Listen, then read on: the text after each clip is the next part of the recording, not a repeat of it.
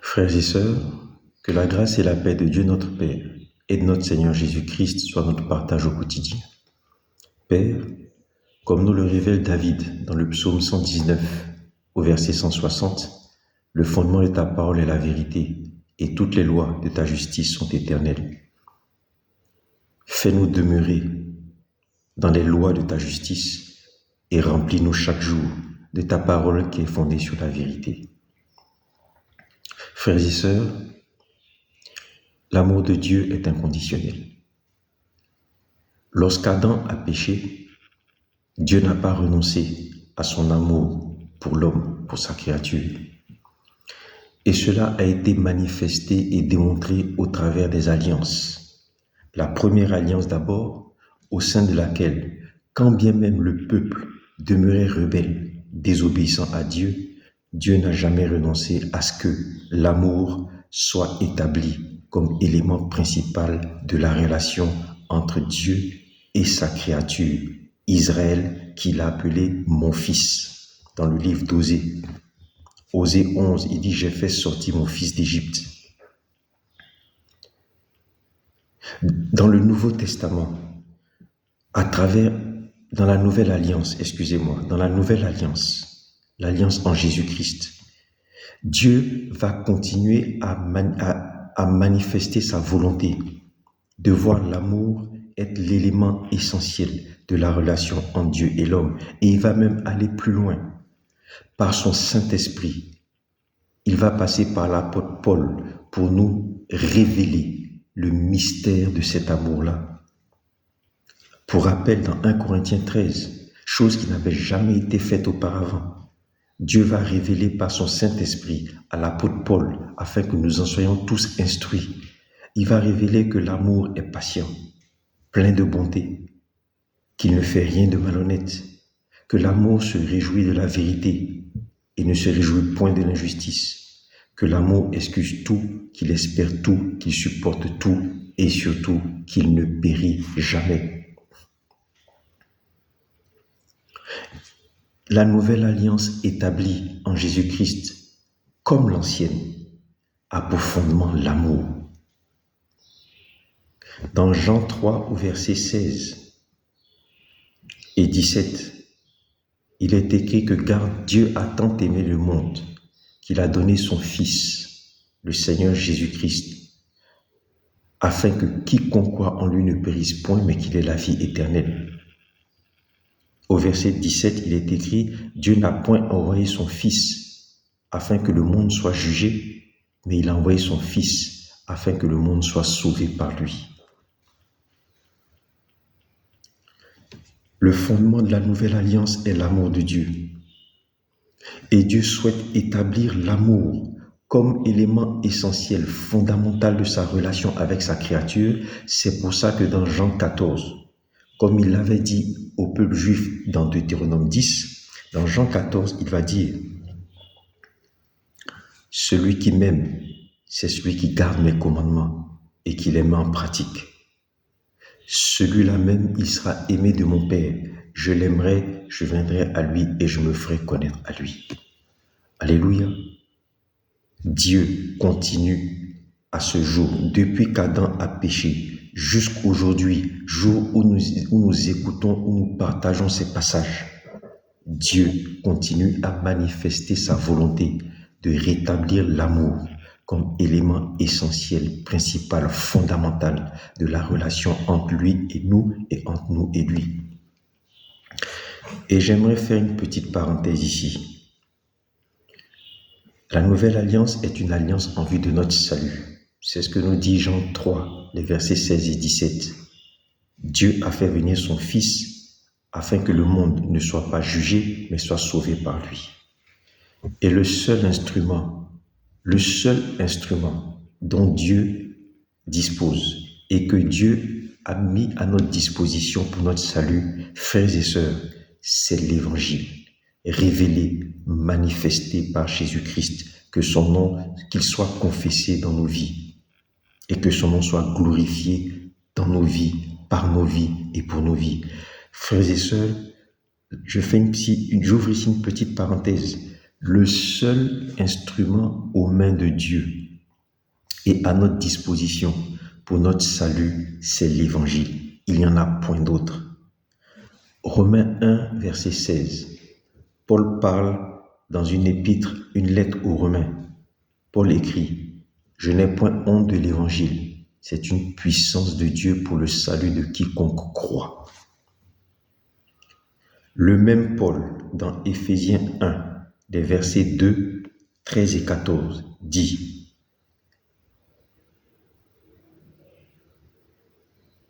Éphésiens 1, versets 2, 13, 14. Que la grâce et la paix vous soient données de la part de Dieu notre Père et du Seigneur Jésus-Christ. En lui, Jésus-Christ, après avoir entendu la parole de vérité, l'évangile de votre salut, en lui vous avez cru et vous avez été scellés du Saint-Esprit qui avait été promis. Alléluia. Vous avez cru en l'évangile et vous avez été scellés du Saint-Esprit. Éphésiens 1, versets 2, 13 et 14. Dans l'épître de Paul aux Colossiens, Colossiens 1, versets 21 à 23, Paul écrit « Il vous a maintenant, Christ, vous a maintenant réconcilié par sa mort dans le corps de sa chair, pour vous faire paraître devant lui saint et irrépréhensible et sans reproche. » Je reprends Colossiens 1, versets 21, 22, 23. Christ vous a maintenant réconcilié par sa mort dans le corps de sa chair, pour vous faire paraître devant lui saint, irrépréhensible et sans reproche, c'est-à-dire exactement comme il le dit dans Éphésiens, où nous avons été élus avant la fondation du monde afin d'être saints et irrépréhensibles. Christ, par sa mort dans le corps de sa chair, nous a ramenés, nous fait paraître devant lui saints, irrépréhensibles et sans reproche. Et Paul dit au verset 23, Colossiens 1, verset 23, « Si du moins, c'est-à-dire vous serez saints, irrépréhensibles et sans reproche, si du moins vous demeurez fondés et inébranlables dans la foi, sans vous détourner de l'espérance de l'évangile que vous avez entendu. » Alléluia. Frères et sœurs, il n'y a pas d'autre élément que l'évangile pour nous conduire au salut. Et lorsque Éphésiens dit que Éphésiens 1,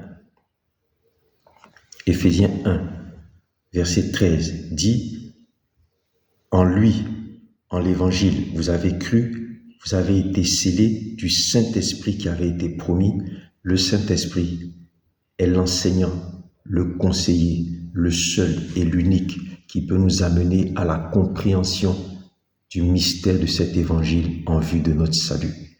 C'est pourquoi, hors ce Saint-Esprit-là, dans le livre de Jean 16, ce Saint-Esprit, Jésus nous dit qu'il est là pour le glorifier dans nos vies.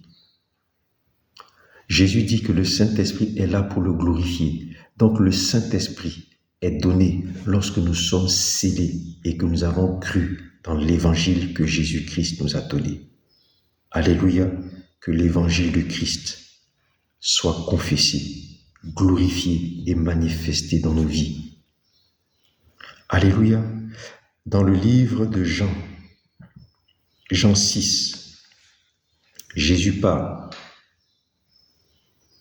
Jésus dit, Jean 6 au verset 63, « C'est l'esprit qui vivifie, la chair ne sert de rien. Les paroles que je vous ai dites sont esprit et vie, mais il en est parmi vous quelques-uns qui ne croient point. » L'esprit vivifie. C'est l'esprit qui nous fait rentrer dans la vie, dans la compréhension, dans la connaissance de Jésus-Christ par l'évangile. Alléluia.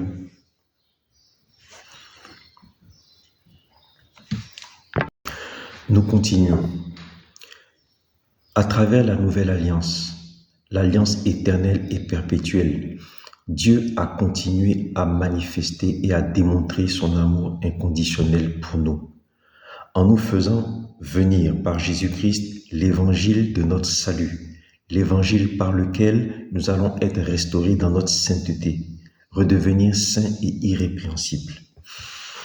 Dieu a continué à démontrer son amour. Dans Romains 5, les versets 5 à 10, il est écrit: Or, l'espérance ne tombe point, parce que l'amour de Dieu est répandu dans nos cœurs par le Saint-Esprit qui nous a été donné. Le même Saint-Esprit qui nous enseigne, nous révèle les mystères de l'Évangile. Paul, dans son adresse aux Romains, écrit que l'amour de Dieu est répandu dans nos cœurs par le Saint-Esprit qui nous a été donné. Voilà encore une preuve que Dieu, qui lui-même est amour, manifeste cet amour, veut que nous aussi, nous lui manifestions en retour la même nature d'amour, pour que cet amour soit l'élément fondamental et principal de sa relation avec nous et de notre relation avec lui. Je reprends Romains 5, versets 5 à 10. Verset 5. Or, l'espérance ne tombe point parce que l'amour de Dieu est répandu dans nos cœurs par le Saint-Esprit qui nous a été donné. Car lorsque nous étions encore sans force, Christ, au temps marqué, est mort pour des impies, pour des pécheurs. Mais Dieu prouve son amour envers nous en ce que lorsque nous étions encore des pécheurs, Christ est mort pour nous. Alléluia. Dieu prouve son amour pour nous en ce que lorsque nous étions encore pécheurs, éloignés, séparés de lui, désobéissants, Christ est mort pour nous. Et il attend de nous que nous manifestions cet amour-là afin que l'amour devienne l'élément fondamental de notre relation. Comment? En répandant l'amour de Dieu dans nos cœurs par le Saint-Esprit qui nous a été donné, qui nous sera donné si nous croyons dans l'évangile que Christ nous a donné. Alléluia. Dans Colossiens 1, les versets 12 à 13, 16 à 17, Paul écrit, Colossiens 1, versets 12, 13, 16, 17, « Rendez grâce au Père qui vous a rendu capable d'avoir part à l'héritage des saints dans la lumière, qui nous a délivrés de la puissance des ténèbres et nous a transportés dans le royaume du Fils de son amour, car en lui ont été créées toutes choses, toutes celles qui sont dans les cieux et sur la terre, les visibles et les invisibles, trône, dignité, domination, autorité, tout a été créé par lui et pour lui. » Frères et sœurs, lorsque nous acceptons Christ comme Seigneur et Sauveur, le Père nous délivre de la puissance des ténèbres et nous transporte dans le royaume du Fils de son amour. Alléluia. Nous terminons avec Galates 2, verset 20. Galates 2, verset 20. Paul dit, « J'ai été crucifié avec Christ. Et si je vis, ce n'est plus moi qui vis, c'est Christ qui vit en moi. Si je vis maintenant dans la chair, je vis dans la foi au Fils de Dieu qui m'a aimé et qui s'est livré lui-même pour moi. » Alléluia. Les alliances, l'ancienne alliance, la nouvelle alliance, sont la preuve formelle, incontestable, que l'amour de Dieu est demeuré inconditionnel et que la volonté de Dieu est que l'amour continue à fonder, comme en Éden, avant la désobéissance. Comme en Éden, avant la désobéissance, que l'amour demeure l'élément fondamental et principal de sa relation avec sa créature et dans la relation de la créature envers lui. Alléluia. Frères et sœurs, ayons foi dans le fait que l'amour de Dieu demeure inconditionnel. Et si Dieu ne voulait pas que nous pratiquions et exercions cet amour, il ne l'aurait pas scellé en nous par son Saint-Esprit. Il ne serait pas allé jusqu'à nous révéler quelle est la dimension de cet amour-là à travers 1 Corinthiens 13, les versets 1 à 13. Et lorsque nous retournons à nos textes de base, c'est-à-dire Osée 11, les versets 1 à 11, et Luc 15, les versets 15 à 32,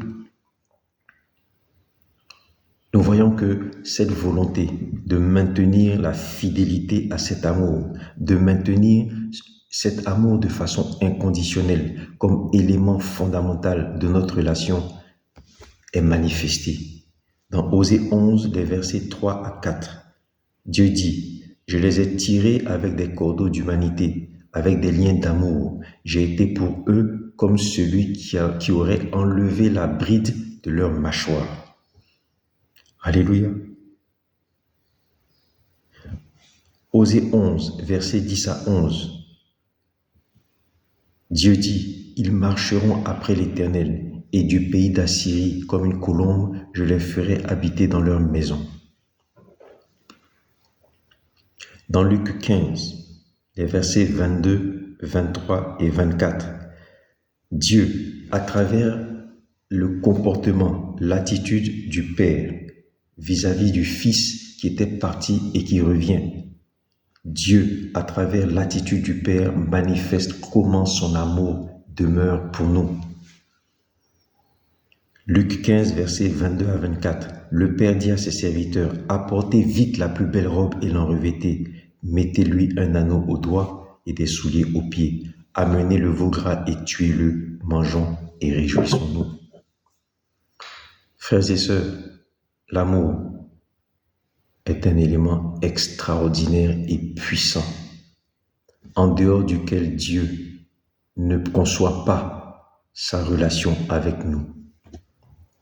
Qui que nous soyons, quelle que soit notre condition, que nous soyons croyants, convertis, que nous soyons pécheurs, éloignés de Dieu, soyons sûrs d'une chose, l'amour de Dieu demeure inconditionnel.